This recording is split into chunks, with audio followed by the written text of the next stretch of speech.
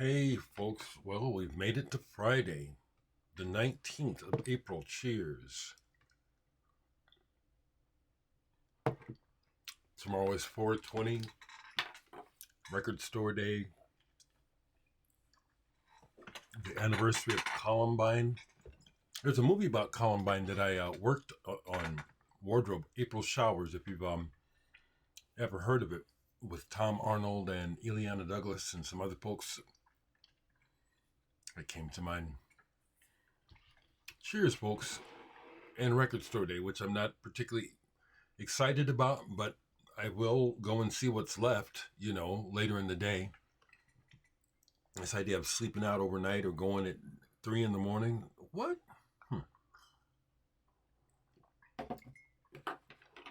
Today is a little bit different, though, for me in that Homer's, the big record store in Omaha, is going to open at 8 o'clock for the summer on the weekends. And they started that today because of Record Store tomorrow, which they'll be open early for, which I'm, of course, not going down for.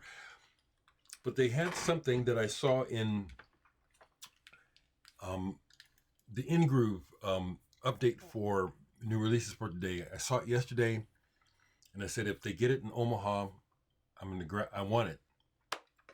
And I saw that they got it. I also found out that because of pre-orders on it, I'd be lucky to get one. So I went down right away. I just got back from the record store. It's 9:23 in the morning. So I never thought I'd be buying this record again. Pink Floyd's Dark Side of the Moon. This is that. I was intrigued when I saw Mike show it in his video yesterday. UV printed art on clear vinyl. And I said, what does that? I just got home. What is that going to look like? Like many of us, I have a lot of experiences with this album. When it came out, it was a phenomenon. It really was. And I can think of a time when it was seemingly the only music that I was hearing between me and my friends, and we weren't complaining. So it comes like this in a slipcase. That I like that with the big printing on it. Dark Side of the Moon. Right there, I like that. So here we have the album. Of course, we've seen this a million times. It has a poster, I understand. Ooh, I like that smell. Fresh vinyl smell. I'm going to open this because this might be the only time I do it. A new poster. Dark Side of the Moon. 50th anniversary, basically, right? So let's see what this vinyl looks like, okay? I do like this album, I do. So they're one side a piece. Ooh. Wow.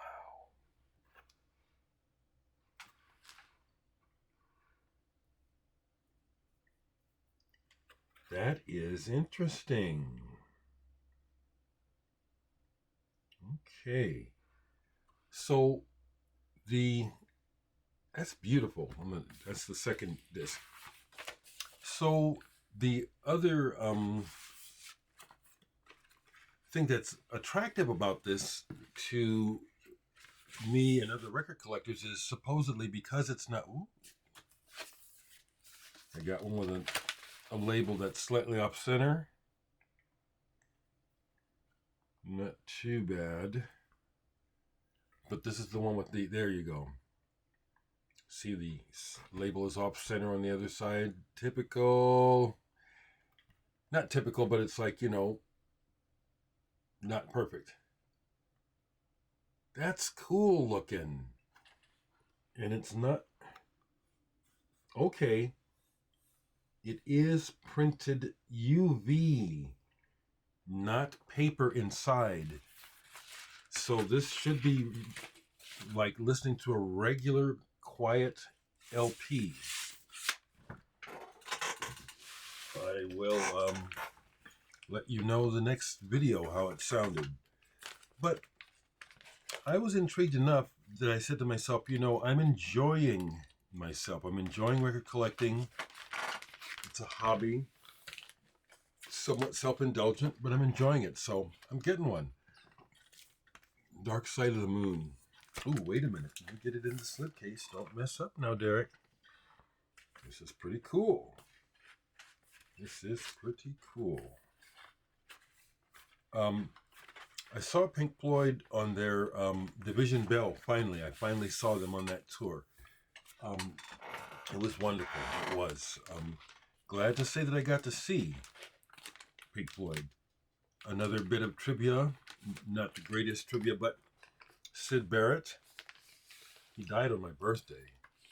That sucked. I didn't really know how to feel about that. It didn't feel good though. So I grabbed this. I grabbed another new album because I was interested in it, and the last time I was down there, they couldn't find it. It wasn't in the jazz, and somebody that doesn't know what they're doing down there put it in the international. Shabaka. Now, a friend of mine, Bobby Griffel, who I grew up, that's his real name, he changed his name to Shabaka decades ago. So people are saying Shabaka, maybe that's the right way to say it. But I always say Shabaka because that's how Bobby started. But I've heard this, I like it. Perceive its beauty, acknowledge its grace. Impulse with the orange spine, the iconic impulse spine. What I heard from watching the video, very peaceful. Looking forward to it. And I bought 2 used albums down there. Personalidade, Caetano Veloso. And again, I like the price, $7.99. This I haven't looked it up, but it looks like it's probably a compilation. I'm looking closer. It looks like a Canadian pressing. Maybe not. It's not American. I like that label, Phillips. That label's gone through a lot of permutations. I was glad this was still down there because this was shown a few days ago in a used update. So there was no guarantee it would still be there. So I grabbed that, and the only other thing I grabbed for my Tangerine Dream collection, music from the soundtrack Heartbreakers. Again, a good price, $11.99. They've done so much that, I don't endeavor. It's just when it comes up, and they seem to come up used a lot. And this is a foreign pressing. Nice, I like that. It's not a U.S. Okay, it's dirty. I've not heard this, but it goes in the collection. So that's the music for you. The other thing I want to share is that I got a call from my older brother, James, yesterday. He's out in California, and it was so nice for a change. It was a good call. Things are looking up for him. I've been really concerned. He's in a shelter, but he shared some news with me that I don't want to share too deeply, but it's good news, which means if things work out, he's going to have some money to live on and to find a place.